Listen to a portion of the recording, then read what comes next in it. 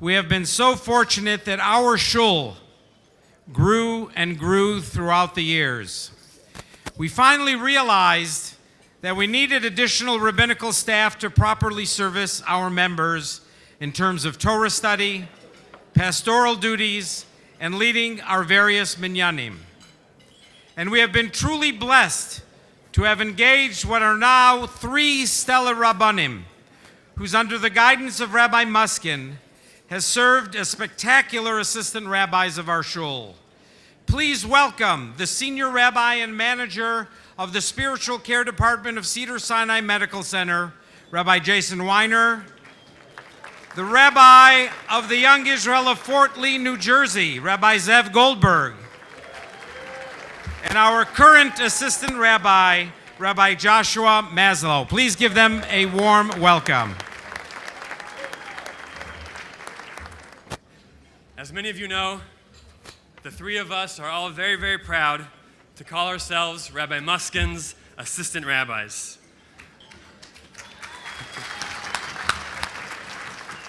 We were asked to speak tonight about what it's like to work alongside the rabbi and what lessons we learned along the way. As Pesach is shortly upon us, we wanted to focus our remarks on the upcoming holiday. This was an easy task. There is one obvious theme that links Pesach, Rabbi Muskin, and his 3 assistant rabbis: slavery.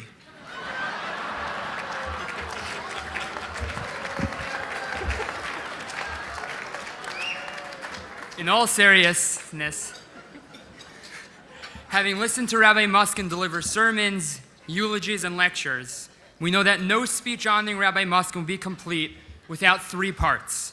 As such, it is our pleasure this evening to focus on the 3 matzahs that we eat at the Seder. Chazal explained that the 3 matzahs represent the 3 types of Jews: Cohen, Levi, and Yisrael. Rabbi Muskin is not a Cohen, but he epitomizes what a Cohen represents. The prophet Malachi teaches us that a Cohen is a consummate leader. Ki sifsei Cohen yishmeru das, v'tor yivakshu mipihu. For a priest's lips shall guard knowledge, and teaching should be sought from his mouth. Rabbi Muskin is a true Torah leader. And though one doesn't really have to think hard about how Rabbi Muskin epitomizes what it means to be a leader, he's quite literally a born leader. He's the son and grandson of great rabbis. And many people don't know this, but the 3 of us did a little bit of research preparing for tonight, and we found his birth certificate. And indeed, Rabbi Muskin's first name is in fact Rabbi. No joke. He's always been a leader. He was dorm counselor at YU. He was already leading Tchiyah while he was in college. And since becoming our rabbi, he's in fact become a rabbi's rabbi. I saw firsthand when I was working with him at Young Israel Century City that experienced rabbis from all around the country literally would call Rabbi Muskin to consult with him on a regular basis for guidance. And most modern Orthodox shuls in America today try to emulate Rabbi Muskin and YICC, which is why YICC has truly become one of the preeminent modern Orthodox shuls in America under his leadership, and while Israel leadership and advocacy has become a model in YICC as YICC's APAC leadership. Rabbi Muskin's truly a visionary and a leader, but a Cohen means something else indeed. Ki malach Hashem tzevakos hu. The pasuk which I quoted earlier ends by saying that a Cohen is also an angel of God. And the Gemara says, Im doma harav l'malach Hashem tzevakos. If a rabbi is similar to an angel of God, Torah yivakshu mipihu. Then you should seek Torah from his mouth. V'im lav, if your rabbi is not like an angel of God, al yivakshu Torah mipihu. Then don't seek Torah from his mouth. I must honestly say that Rabbi Muskin is exactly like a malach Hashem tzevakos. He is sincere, honest, focused, and always does the right thing, no matter who's looking or what anyone says. It's an incredible honor to have been able to learn from Rabbi Muskin and Ruchama, and to be able to call them my rabbi and rebbitzin.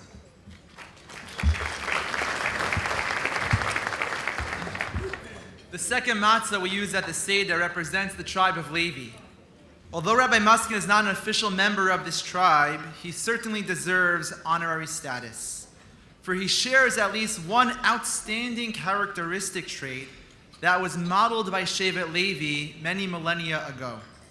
When Moshe finally descends from the mountain as the sin of the golden calf is taking place, Moshe is furious. He boldly breaks the luchos, and then the Torah records the following. Vaya'amod Moshe b'shar ha'machaneh. So Moses stood at the gate of the camp. Vayomer mi l'Hashem Eli, and said, "Who is for the Lord? Let him come to me." Vayasvu elav kol b'nei Levi, and all the sons of Levi gathered around him. The tribe of Levi immediately heeds Moshe's call because they were a tribe with a singular focus, a focus on the Almighty. Shevet Levi was comprised of people who wanted nothing else than to worship God in the greatest capacity that they could. That's why they didn't get caught up with the frivolities and depravity of the golden calf that consumed so many others in the Jewish people. In many ways, for 4 years, I watched Rabbi Muskin answer the call, Mi l'Hashem Eli. He is a man with a singular focus, to serve God through an untiring commitment to the Jewish people. I will be honest. At first, I tried to encourage Rabbi Muskin to take a break, go on vacation. At our private meetings on Monday morning, I would lean over quietly and whisper, "Rabbi, go away for a few days. I promise I won't tell anyone. Rabbi, take a vacation and rest.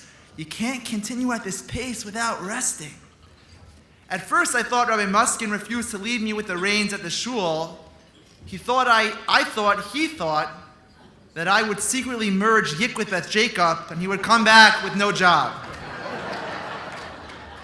However, it soon became clear to me that his hesitancy to leave was a direct result of his passion for community and for Am Yisrael. After a year or two of my words simply falling on deaf ears, I decided to give up.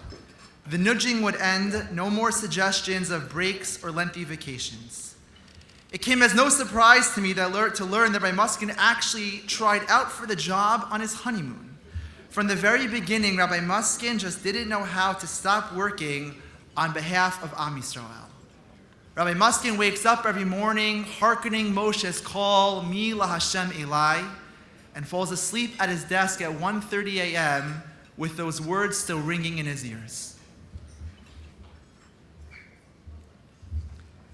The third and final matzah represents Yisrael. And I believe this best represents Rabbi Muskin as well. He's Yisrael. But when I think about Yisrael, I think about the masses. I think about Am Yisrael, the Jewish people as a whole. And our rabbis tell us, Kol Yisrael arevim zeh lazeh, that all of us are responsible for each and every Jew. It's not good enough to live in a vacuum, focused on oneself. We have to shift our focus outwards and look at the worries and needs of others. I believe that Rabbi Muskin truly embodies this notion as he cares for each and every Jew. On a personal level, I can let you know that Rabbi Muskin will drop anything at a moment's notice if I ever need him. When I call him up, he's always there, willing to help, offer advice. He'll speak through any issue with me, and he's always pushing me and challenging me to become the best that I could be. But I know that I'm not unique, as Rabbi Muskin cares about each and every person in this community. I remember when I first started the job, so in the morning after davening, I would go over to Rabbi Muskin and he'd turn to me and say, I really need to run over to the hospital. I remember day after day this kept happening, and I thought to myself, wow, so this is what 30 years in the rabbinate does to you. But seriously, Rabbi Muskin almost every morning heads over to the hospital and visits the sick, caring for their needs, making sure everything's taken care of. And he somehow finds time in his very busy schedule to take phone calls and to be on the phone with anyone who needs him, he's there. Every person knows that if they ever need Rabbi Muskin, Whether in good times or bad, he's always just a phone call away, ready to be there for them. But his care and concern extends well beyond the community, our community. As Rabbi Muskin's devotion to Achenu B'nai Yisrael, in Am Yisrael, our brothers and sisters in Israel, is nothing short of inspiring. Rabbi Muskin, whatever is needed, he's there to hearken the call, whether it be speaking from the pulpit, leading missions to Israel at a time when no one else wants to go, APAC, signing important letters, traveling to Washington. Rabbi Muskin is always there at the forefront, doing whatever he can to ensure the safety and well-being of our brothers and sisters in Israel. I can honestly say that I have learned what it means to truly care for another person from Rabbi Muskin, as I'm sure many of you here can say the same. Our shul, our community, and the entire Jewish people are honored and privileged to have Rabbi Muskin as one of our leaders. And Rabbi Muskin, our bracha to you is that you should continue in good health for many years to come.